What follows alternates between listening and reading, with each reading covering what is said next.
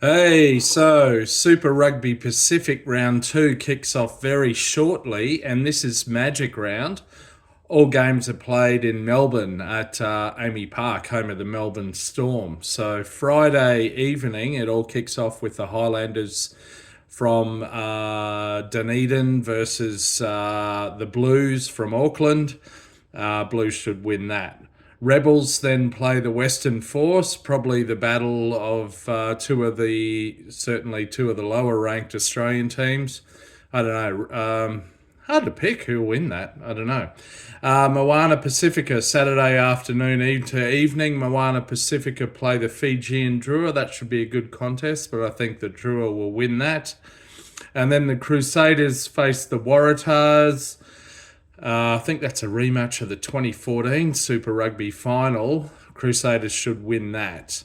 And then on Sunday, probably the two best games of the round, the Chiefs take on the ACT Brumbies.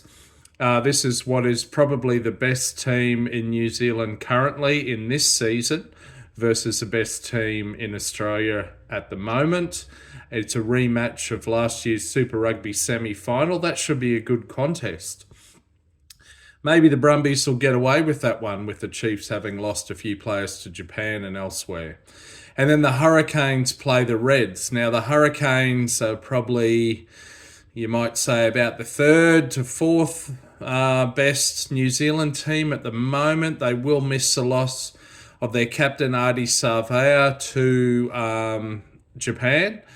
The Reds would be the second best of the two Australian teams at the moment. So it should be a good contest and a pretty good barometer to sort of compare the state of New Zealand versus Australian teams. But look, I wouldn't be surprised if the Hurricanes came away with a win.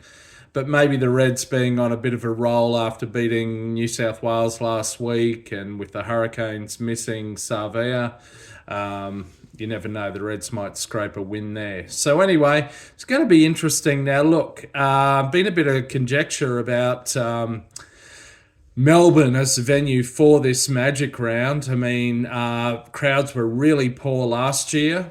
Nothing in comparison to the NRL Magic Round in Brisbane, obviously, in terms of crowd figures or game quality. Melbourne Rebels only got 4,000 at home in what was basically a local derby against the Brumbies last week, although tickets only went on sale 48 hours ahead of the game due to the Rebels being in financial strife. Anyway, if the Rebels are not in Super Rugby come next year, then it's all moot point. But personally, I don't think Melbourne is the best choice as a city for the venue of Magic Round. But we'll wait and see. All right, bring it on.